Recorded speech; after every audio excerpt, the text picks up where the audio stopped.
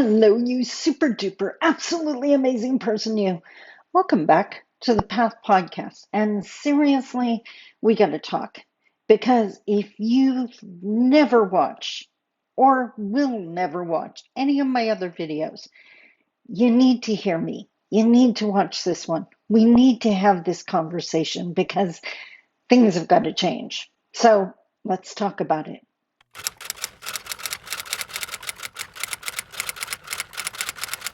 Bonjour, Mishko Paganon, Quain Edition Cosmundodam.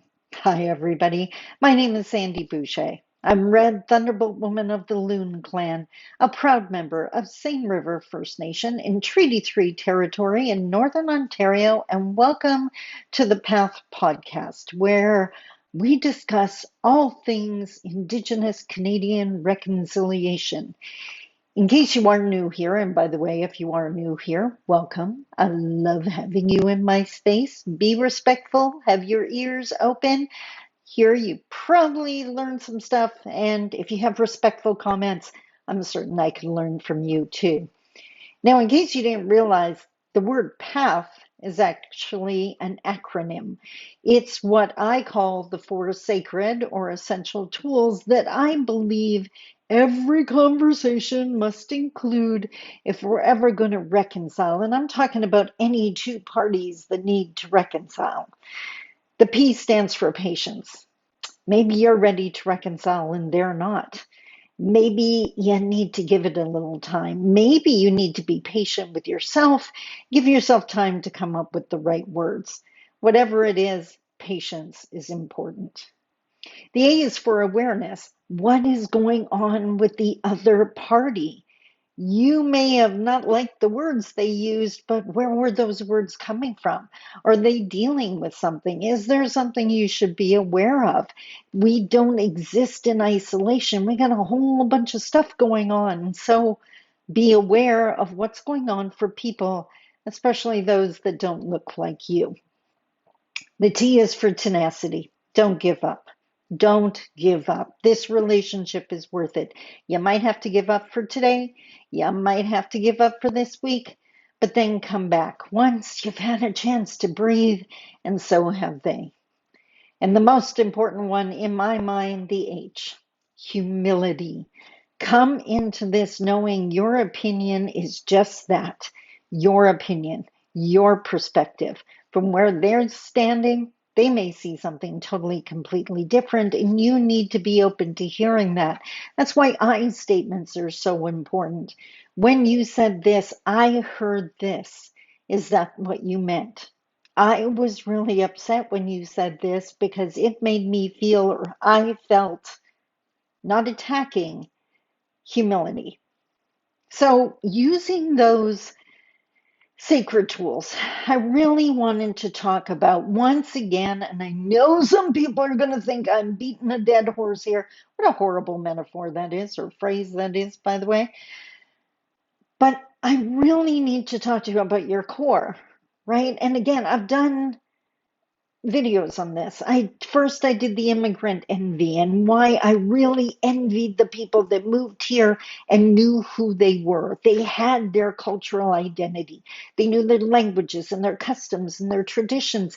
And because as Indigenous people, we grow up in this colonized environment, even our reservations or reserves have been touched by that.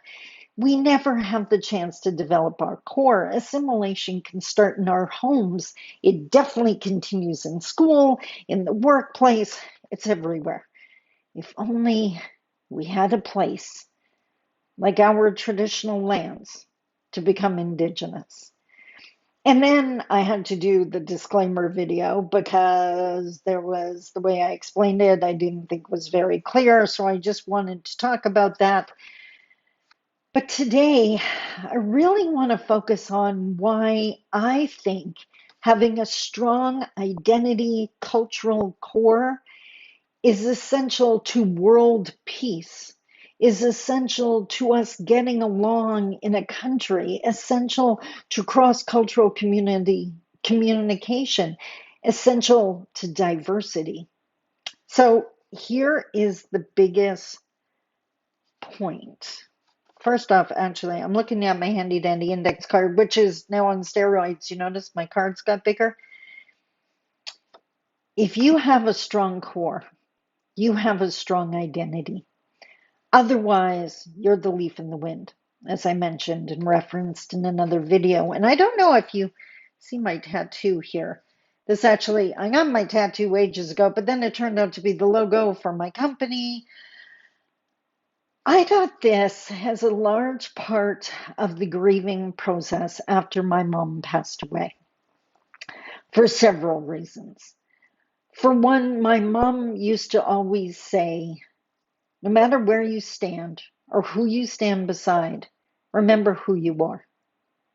Now, I have to admit, because of assimilation, because of low self esteem, because of colonization, for so many reasons, internalized oppression, oppression in itself, I actually thought what my mom meant was remember who you are, like down here, that people are going to look down on you, that you can't have a loud voice. And then I got older and realized my mom would have never said anything that disempowering. She meant remember who you are, be proud of who you are, speak from strength and pride, and not because you're better than anyone else, but because you're not worse. The other thing my mom used to remind me of on a regular basis was how strong I was. She would tell me that being strong has nothing to do with feeling strong. And it's actually on those days where you can barely get out of bed, but you do, that's when you're at your strongest. So when my mom passed away, I got this tattoo. It's on my bicep to remind me how strong I am.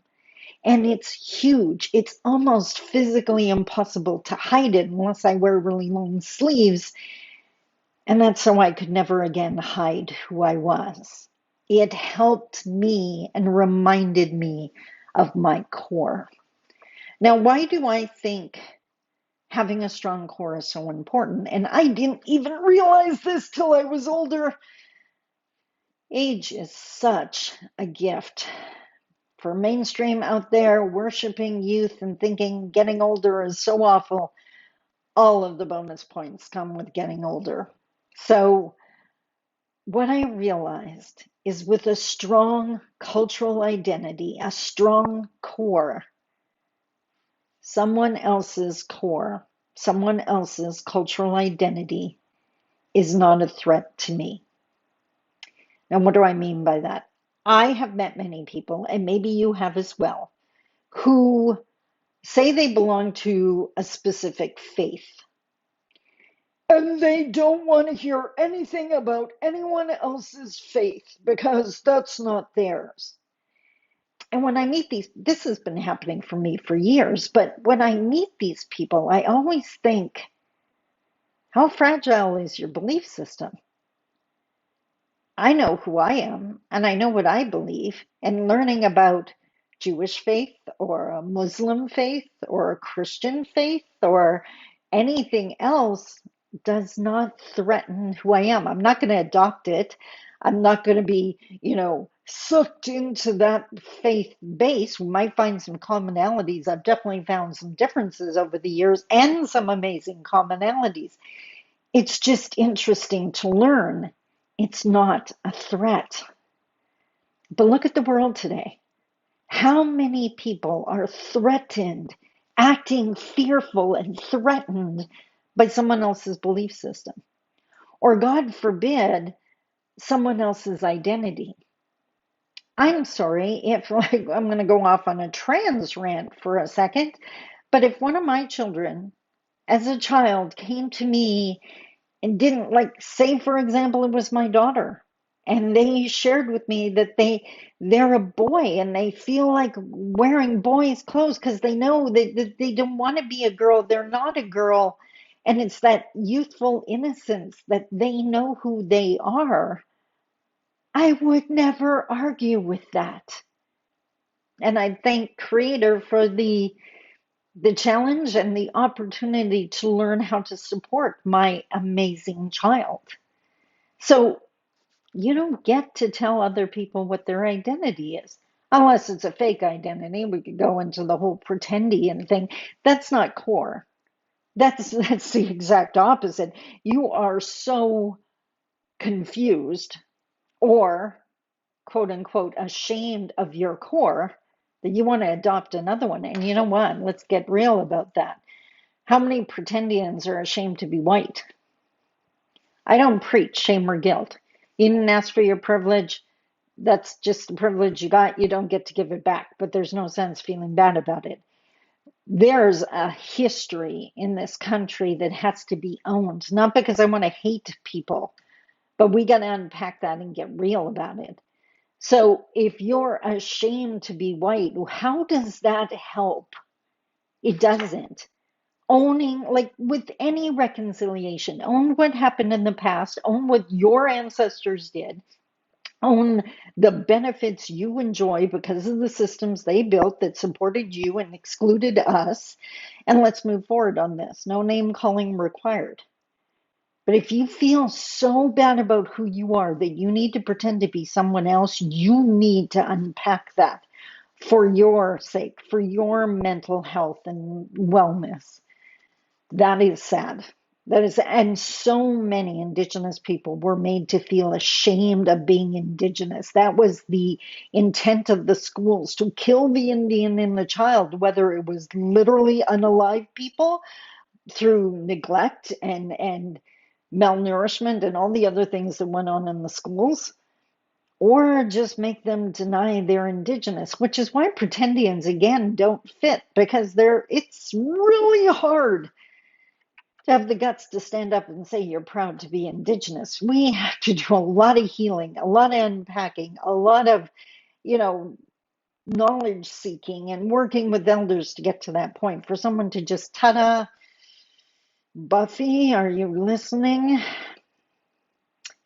So if you have a strong core, my point here, if you know who you are, then who I am is not a threat. No matter what my lifestyle is, no matter what my religion is.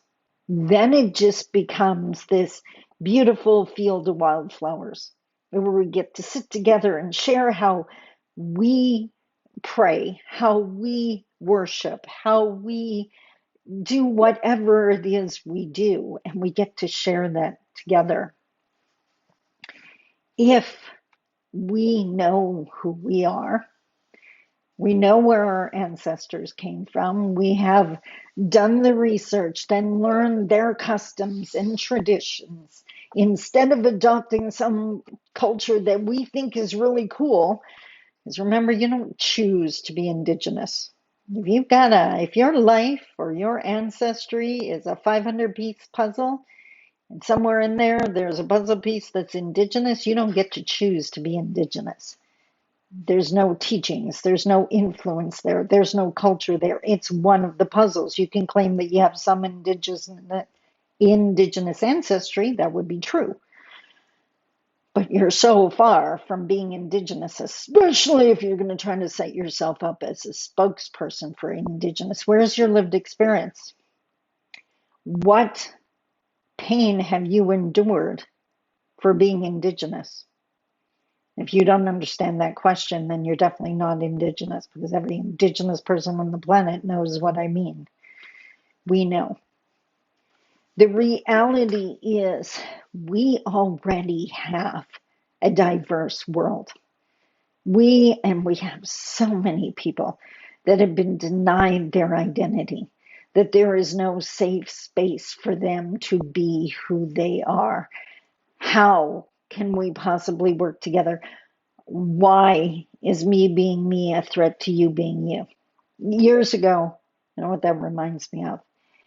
Years ago, and this used to happen all the time, hasn't happened in a while, come to think of it, but I used to have people ask me, what could I do or say to help Indigenous people be proud of who they are? In other words, trying to outdo history, undo history. And my response used to always be the same, and it still is. Be proud of who you are. That's it. Share with me your customs and traditions. Invite me to share mine with you when I'm comfortable and trust you and don't expect it. But be proud of who you are because that creates space for me to be proud of who I am. Create an accepting space.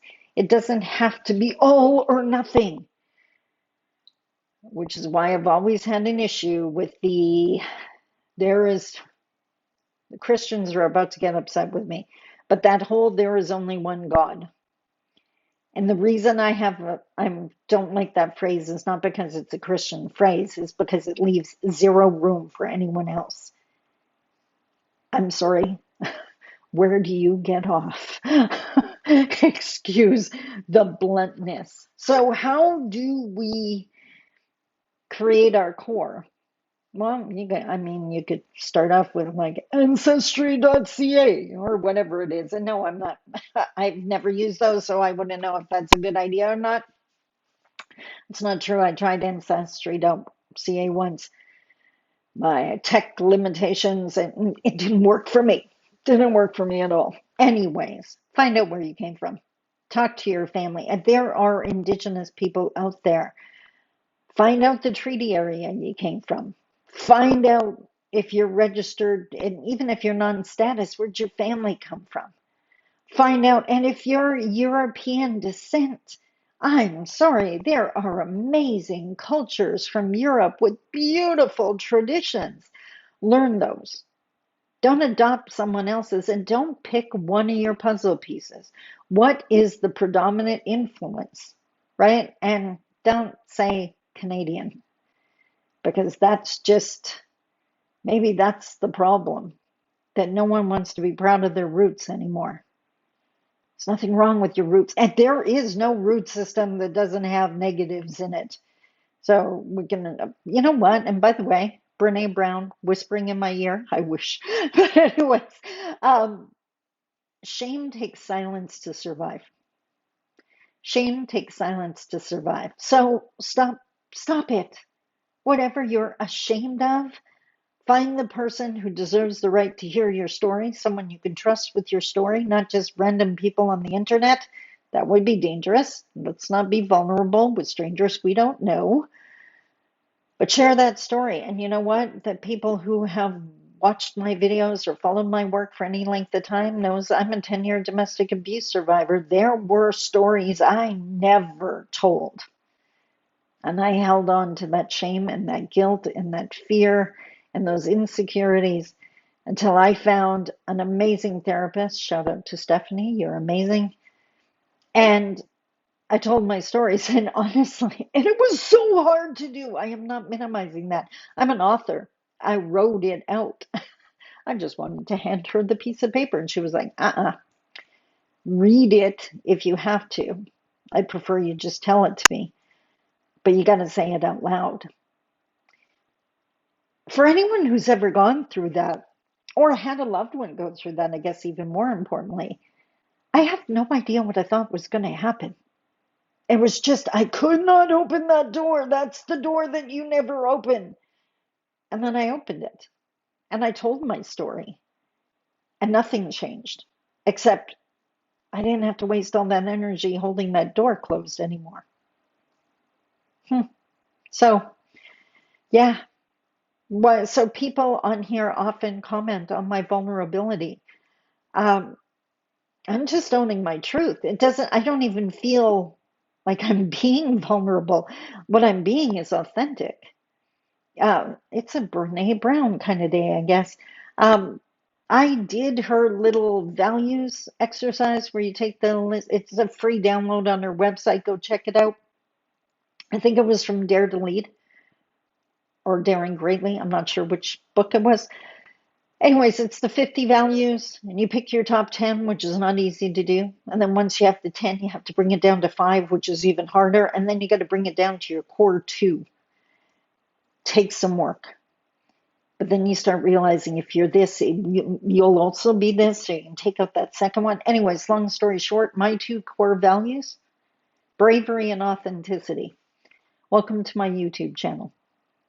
Welcome to Anishinaabe, an Ojibwe female daring to share and own her truth on a public forum in a country that said, my culture doesn't matter. Daring to do it anyways. That's authenticity. That's bravery. That's my core. That's Mishko Paganankwe, Red Thunderbolt Woman. And that's the kind of strength I want for you. So take the steps, find out who you are, do the research. You come across some negative stuff, yeah, find and dig for the good stuff, the beliefs and the traditions that you can be proud of reenacting in your home and in your family. We all deserve to be proud of who we came from. So, as my mom would say, take the lessons, leave the rest. Take the good stuff, leave the baggage behind.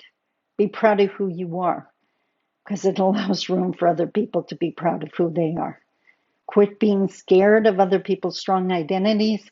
Take that as a hint that it's time that you had a strong identity and a strong core too. I hope that made sense. This was important to me because every single day I am about to turn 60 years old. And I used to naively think by the time we got to 50s, 60s that everyone would love the person they are. And the exact opposite is what is playing out to be true. You have lived in your body and been you for far too long not to be proud of who you are. So build that core. Be proud of who you came from and your roots, and then take the actions and say the words that make you proud of who you are today. Because at the end of today, the only thing that should matter is that you're proud of how you did this day. And if you can do that, then you can sleep soundly and do it again tomorrow. That doesn't mean perfect. That doesn't mean you didn't make mistakes. That doesn't mean you don't have to apologize to people.